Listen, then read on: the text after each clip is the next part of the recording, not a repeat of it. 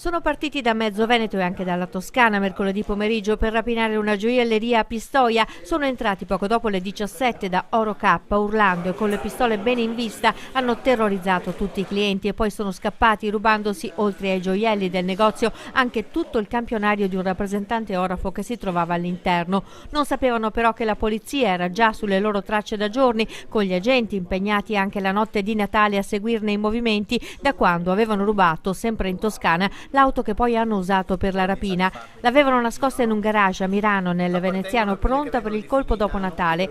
L'hanno riportata in Veneto in fretta e furia. Li hanno intercettati a 240 all'ora in autostrada. Una banda di giostrai, tutti arcinoti alle forze dell'ordine e pluripregiudicati. Uno, tra l'altro, ancora in regime di misure alternative, aveva l'obbligo di firma la sera.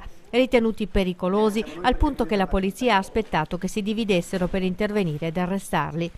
In Veneto sono stati bloccati Denis Moretti, 43 anni di Due Carrare, Nike Moretti, 40 anni di Pianiga e Thomas Innocenti di Trevignano, nel Trevigiano. Mancano all'appello 2 banditi toscani su cui la polizia sta ancora lavorando. Per noi la priorità è salvare l'incolumità delle persone.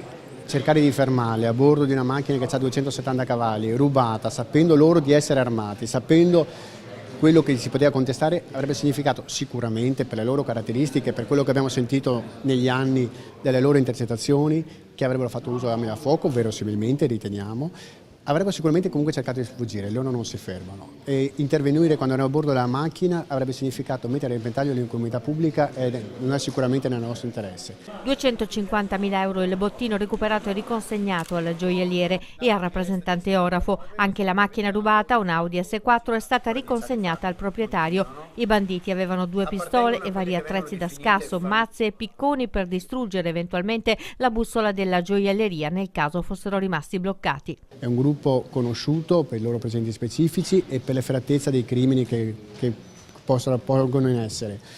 Essere riusciti a prenderli, averli sottratto le armi, avere recuperato tutta la refurtiva che era appena stata rapinata, per noi è motivo di grossa soddisfazione.